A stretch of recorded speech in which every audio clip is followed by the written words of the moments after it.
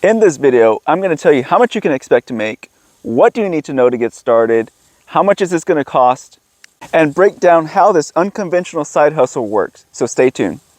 Over $2,500 a weekend you can make from this side hustle, guys. Just on the weekend, that's over $1,200 per day that you can make on a side hustle job that you can easily start and pick up literally today if you wanted to. What is this side hustle? This side hustle is putting up fences for rural ranchers, rural landowners who just need help on the farm or the ranch. A lot of people are just looking for people to hire out to do the work that they need done. So most people have cattle, most people have goats, horses out in the country. Well, with that being said, they also need to keep these livestock, these animals on their property. They don't want them getting out on the highways. They don't want them getting into other people's properties. So in order to do that, you have to put up fences. Most people here in Texas put up a barbed wire fence. What is a barbed wire fence? It's a fence with 4 strings or 5 strings that have little sharp edges. I'll put a picture of it now and I'll show you what it looks like. Well, sometimes the farmers, ranchers, landowners do not have the time or do not have the skills or the knowledge or the help, the labor to get this done themselves. Because usually it takes a little bit more than just one person to get this done. So we're going to kind of go over everything that encompasses this side hustle, everything you need to know. So go ahead and stay tuned, grab some popcorn and enjoy, and let's make some money. Let's start off by kind of describing or explaining where you can find these jobs at.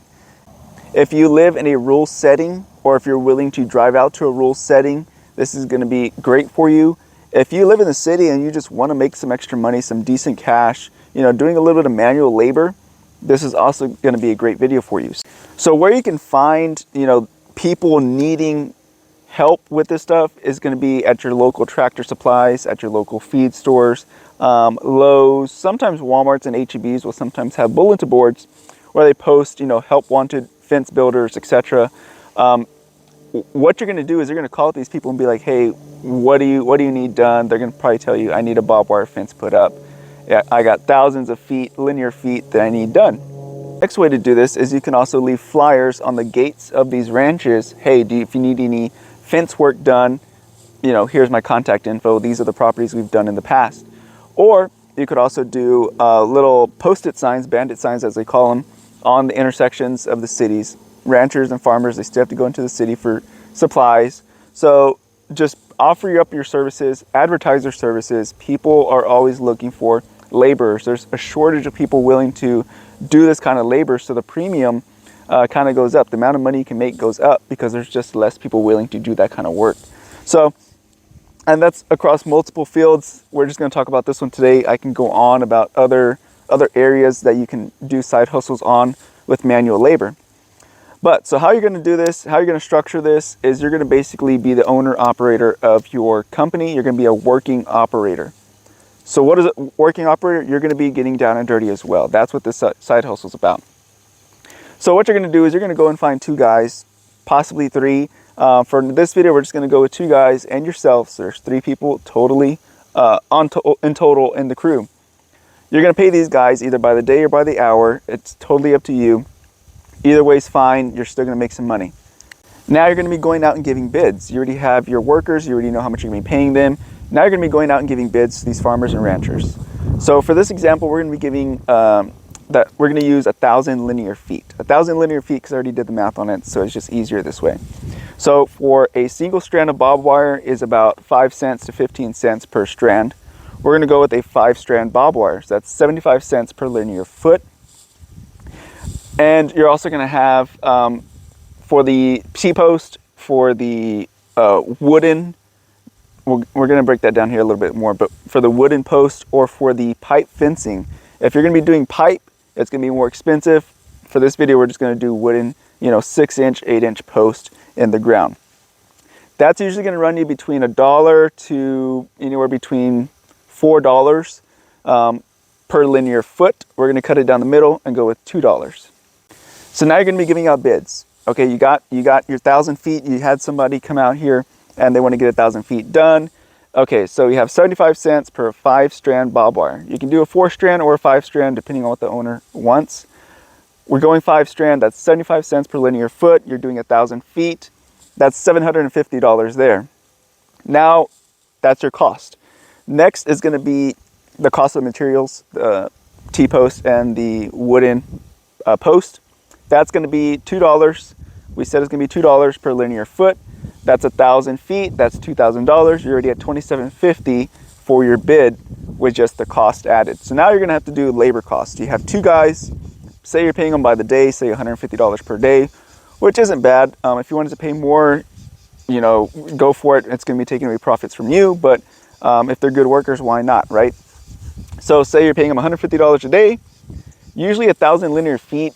I've personally done about 600 linear feet with me, my dad, and my uncle within a day. We had plenty of time to spare. So it definitely can be done. So 1,000 linear feet can be done in 2 days for sure. So you're going to have 150 and 150. That's $300 for one guy, and another $300 for another guy for the weekend. So that's $600 is what you're going to be paying for your labor cost. So for your labor and all the materials included, you're at $3,350, okay? So most people will quote for linear foot anywhere between $2 and $6 per linear foot.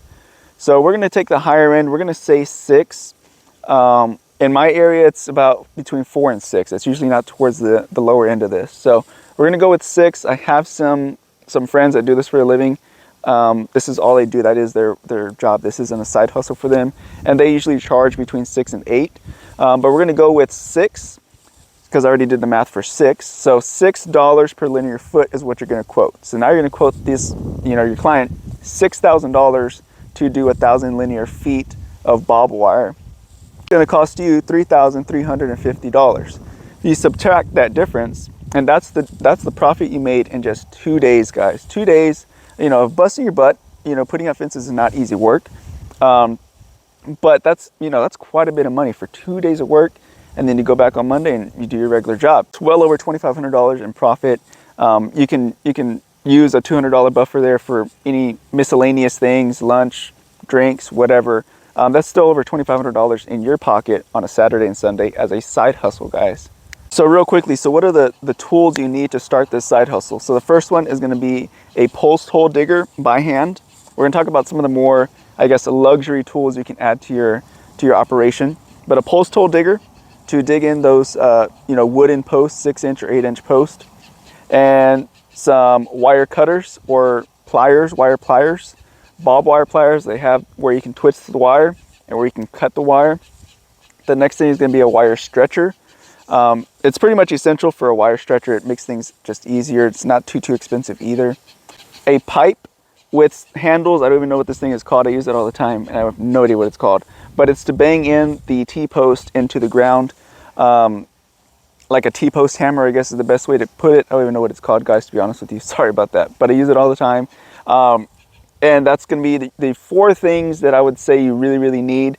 Now, some optional things that you could use is an auger or a tractor, a come along, and some chains. Now you can use a lot of redneck ingenuity for a lot of this stuff. You don't have to do it this way, but having this equipment makes your life so much easier. You can get things done faster and you can make more money this way. Now, a little bit of information. What do you need to know about, you know, putting up fences to do this? Well, you need to know how to throw a straight line. That's first and foremost. You don't want to be putting up a fence and you accidentally go 5 feet into the neighbor's property.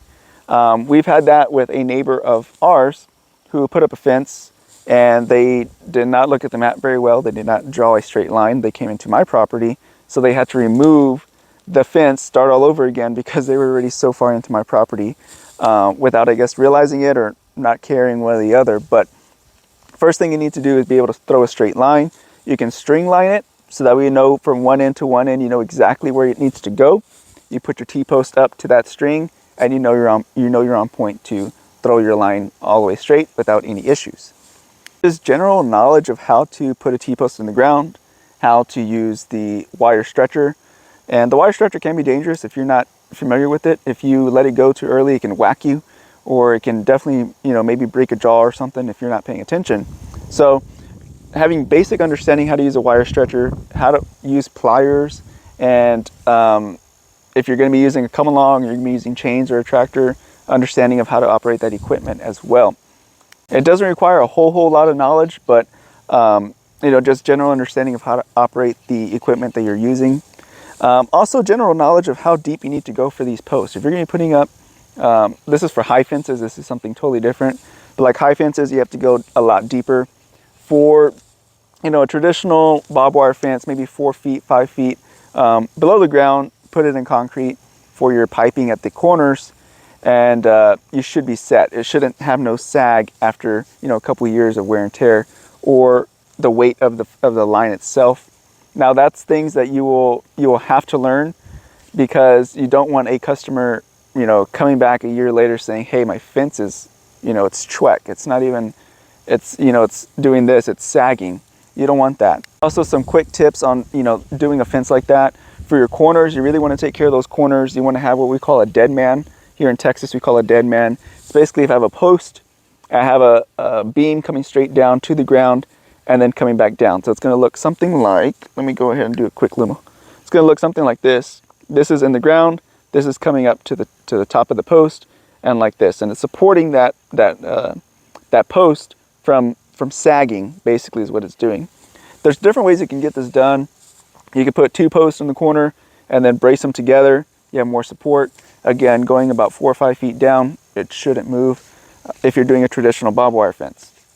So just general things like that are what you're gonna have to know when you start this operation. Again, guys, this is a great side hustle if you like working with your hands, you like working outdoors, and you don't mind meeting new people. This is a great side hustle. You can make a lot of money doing this just as a part-time gig on the weekends. You don't have to make this your full-time job.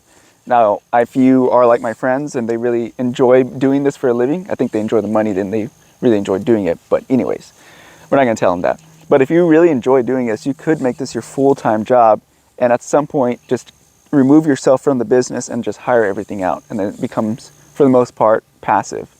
There's different ways to scale it, guys. I mean, I don't want to talk about scaling it because we're just talking about side hustles right now, but eventually the whole goal is to remove yourself from a lot of these things, to free up your time, to spend time with family, to spend time with friends, and to just do things that you truly enjoy and love in life. A lot of it is traveling. For me, it's traveling. I love to travel.